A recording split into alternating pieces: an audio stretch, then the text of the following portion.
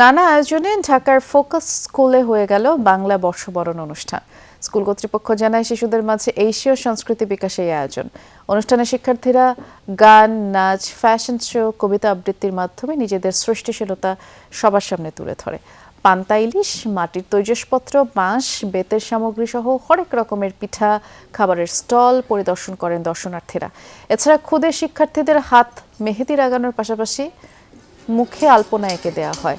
এ সময় বিদ্যালয় প্রাঙ্গণে এক উৎসবমুখর পরিবেশ তৈরি হয়।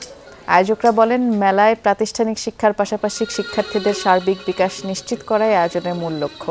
আনন্দ উদযাপনে শিক্ষার্থীদের সাথে যোগ দেন অভিভাবক, শিক্ষকরা।